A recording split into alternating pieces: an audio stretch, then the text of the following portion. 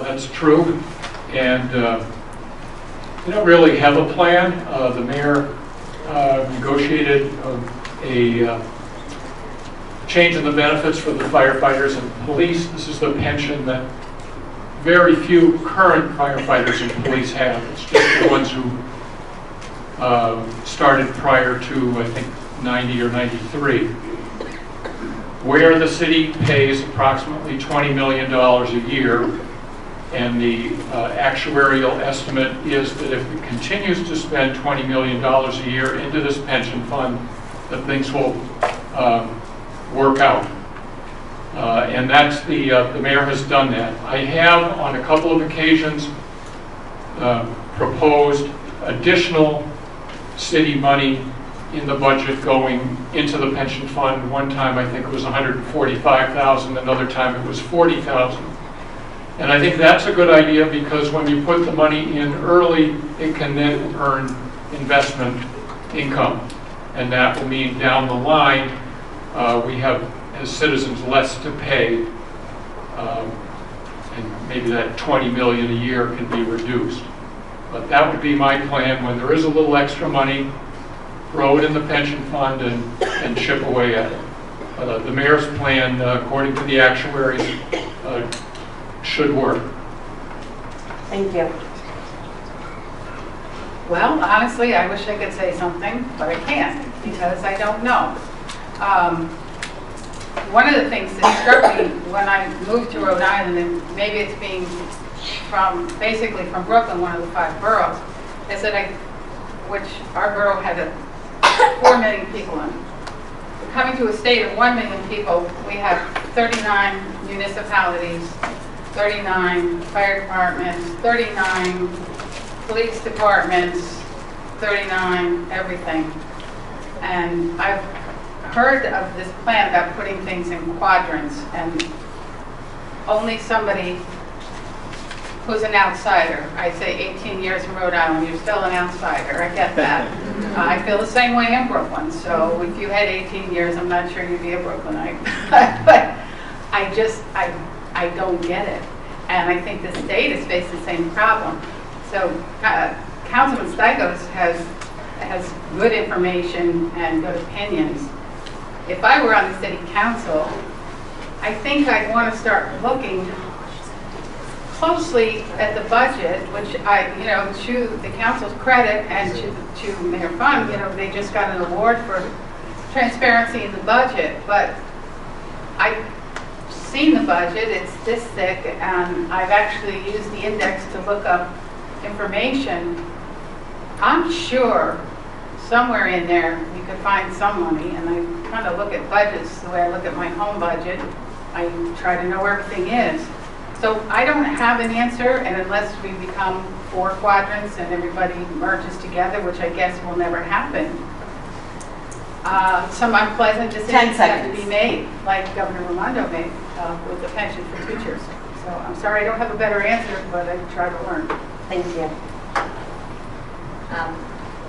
I agree with Gail's assessment. It's a tough one to solve without totally restructuring things. And I think being the size of Rhode Island, the consolidation among cities and towns is a good option. It's a tough one. Everybody says, oh, it could never happen. Everybody likes their own fiefdoms. But I also see an issue, and I know this is another tough one to solve, but we have so many unions and PACs that are clamoring to give money to the elected officials, and it really does compromise. It's so difficult. You're put in this horrible position as an elected official with the police and the fire, whose contracts you're going to negotiate, or the city council ratifies the contracts only.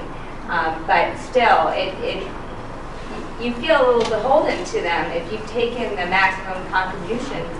So I urge everyone to kind of pay attention to those things. It's public, they're public records, and you can go on the campaign finance website and figure out where the money comes from for all our campaigns, and what we spend money on, and that sort of thing. And I think you do get a picture of where our allegiances are, and you know, Rhode Island, I feel like, has been suffering from these conflicts that are created 10 seconds. when we allow this to happen, the unions and I like the unions, I think they're important, I don't want to get that wrong, but it does create a conflict. Time. Thanks. Thank you. Well, I was in a union. I was in a union from 1998 to 2004. So I know how important the pension system is because I've dealt with my own union contract being in the United Food and Commercial Workers Local 328, working for Rojack's Food Stores. I'm a sister of one of the Cranston Public School teachers, and I've seen her complaints. Best plan we can come up with is to listen to all parties involved, whether or not it's the fire department, the police department, the teachers, whoever is in the union, and come up with probably a common plan, look at the budgets, and see where we can allocate the resources at this time. Other than that, I really don't have a basic answer like the other two. Thank you. Steve, I agree with you. Oh my. Over the last, and we do this every once in a while. We sit next to each other and talk, and we do agree, but in this case, I agree with you in the fact that the mayor has put $20 million into that account, and it's going to take time to get it to where we're more sustainable. One of the problems I'm having, though, is why didn't that happen for the last 20 years when there was a Democratic-controlled council? Why did it take until now, until there's a Republican-controlled council? As a matter of fact, it was only a few years ago, if you remember, that a 9-0 Democratic-controlled council with a Democratic-controlled mayor made our city bankrupt. That wasn't good, and I think we're heading in the right direction based on what we're doing right now. Thank you. So this question is an odd one to answer at this point because I was lucky enough to be part of the council during the whole historic pension reform things that Mayor Fung led us in by sitting down with our police and firefighters and negotiating with the retirees and figuring out a way to work collaboratively together to solve the unfunded pension issue. And I know the number 20 million has been thrown around here 4 times. It's actually $22.6 million annually that we have to pay until 2024. When we do that, if we continue to do that, the pension system doesn't get solvent, but we finish phase 1 of the solvency plan. Then in 2024, the payments go up to $24 million for, I believe, 10 years. And then at that point, the pension will be fully solvent. That was a bipartisan work. You know, Councilwoman Lee talked about getting union contributions and voting against them. Well, I'll tell you right now, I've received a lot of union contributions over the 6 years I've been on this council, and that was one time we voted against them, and we took away their pensions. It was not fun. It was not something I like to do, but we're beholden to no person in this city. We're beholden to the citizens of Cranston.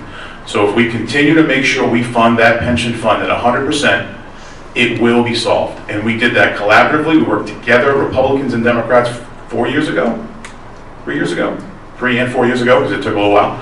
And we solved that problem together. So the pension liability is solved, even though we're still at a low rate. If we continue to pay 100%, we will be solved. And as a council person, my goal will always be to make sure we only approve budgets with 100% funded pension liability. I know Councilman Stykos mentioned funding in 100+%. That would be good. But as long as we're 100%, it will be solved. So my goal will be to take that extra money and use it for education as opposed to continue to pay down the pension liability, which will be solved. Did anybody want to rebut any comments? Councilman. I'd just like to point out that pension change that the mayor negotiated, the unions did not oppose it, they supported it.